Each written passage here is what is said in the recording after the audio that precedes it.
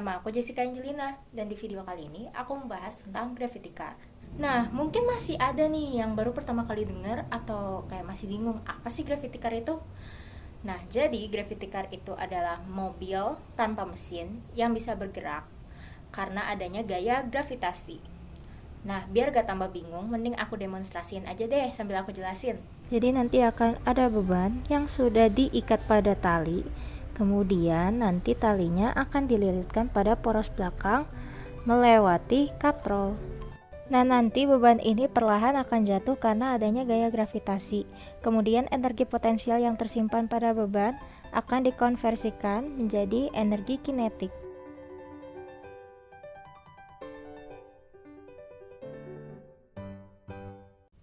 Nah, sekarang aku mau melakukan percobaan untuk mengetahui jika massa beban kita ganti-ganti menjadi lebih berat atau menjadi lebih ringan, apakah akan mempengaruhi efisiensi dari mobil. Nah, untuk mengetahui efisiensi dari mobil, kita juga harus mengetahui energi kinetik dan energi potensial dari mobil. Nah, untuk mengetahui energi potensial, kita akan menggunakan rumus EP sama dengan M kali G kali H. Nah, untuk mengetahui energi kinetik, kita akan menggunakan rumus setengah dikali M kali V kuadrat. Nah, sehabis itu kita dapat mencari efisiensi dengan menggunakan rumus ini. Tapi sebelum ke hasil percobaan, saya mau menjelaskan dulu gravity car yang telah saya buat. Nah, jadi ini dia gravity car yang telah saya buat. Rangka mobil terbuat dari stik es krim yang pada kedua ujungnya telah ditempelkan sedotan berukuran besar sebagai tempat bagi roda untuk berputar. Untuk roda belakang, bagian tengah sedotan saya potong untuk tempat melilitkan tali.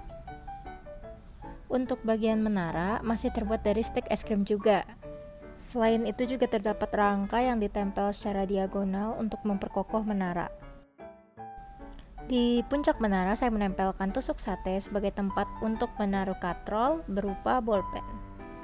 Bagian roda terbuat dari CD yang ditempelkan tutup botol agar dapat terhubung pada CD lainnya dengan menggunakan sumpit.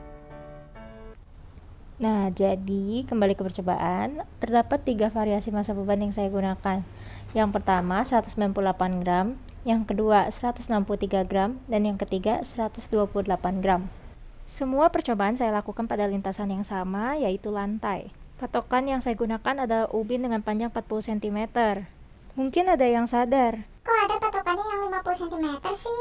ya, jadi semula memang saya rencananya memakai patokan 50 cm. Tapi ternyata ubin saya pas 40 cm, jadi saya ganti. Lalu saya melakukan percobaan sebanyak 3 kali untuk setiap variasi massa beban.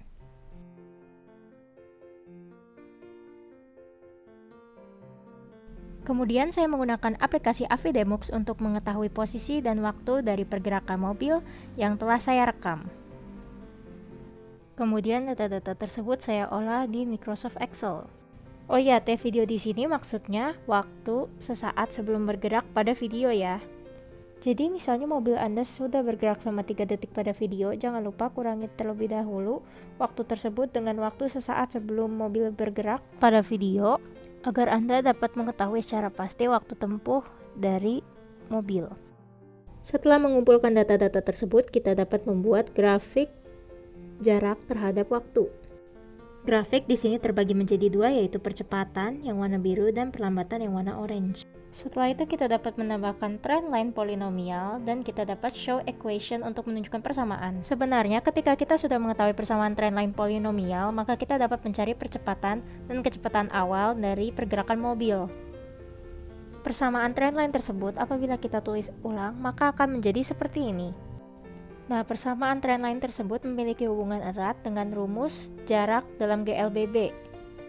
Jadi, sebenarnya kita dapat mencari percepatan dengan mengalihkan koefisien X kuadrat dengan angka 2. Kemudian kita juga dapat menemukan kecepatan awal, yaitu koefisien dari X. Dengan begitu kita dapat menemukan VT dengan menggunakan rumus VT GLBB, dan kita dapat menemukan energi kinetik.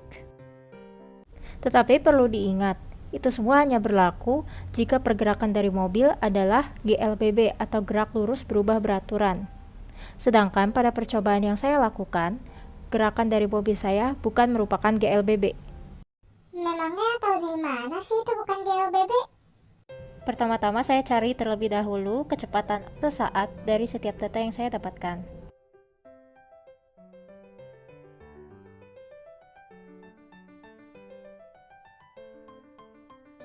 Dapat kita lihat pada grafik kecepatan terhadap waktu yang telah saya buat bahwa pola tersebut bukan merupakan GLBB.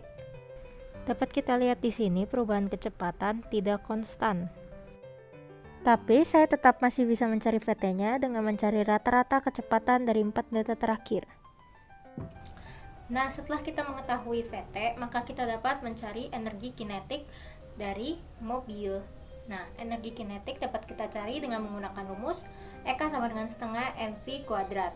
Nah, untuk masanya kita menggunakan massa total, yaitu massa mobil dengan massa beban. Nah, setelah itu kita juga dapat mencari energi potensial dengan menggunakan rumus EP sama dengan M dikali G kali H. Nah, untuk energi potensial sendiri, massa yang digunakan hanya massa beban.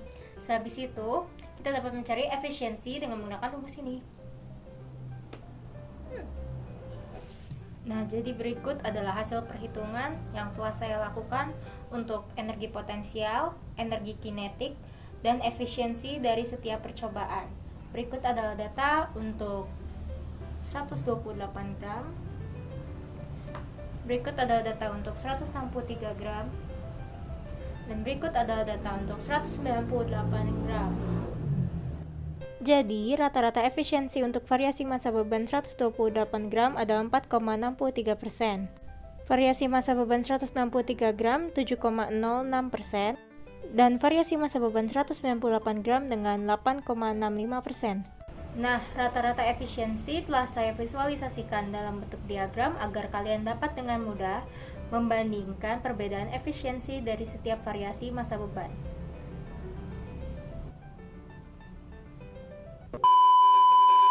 Di sini kita dapat melihat kalau efisiensi terbesar didapatkan dengan variasi massa beban 0,198 kg. Efisiensi kedua terbesar diperoleh dengan variasi massa beban 0,163 kg. Dan efisiensi terkecil didapatkan dari percobaan dengan variasi massa beban 0,128 kg. Nah, dari percobaan yang telah saya lakukan, saya mengambil beberapa kesimpulan. Yang pertama, massa beban memengaruhi efisiensi mobil.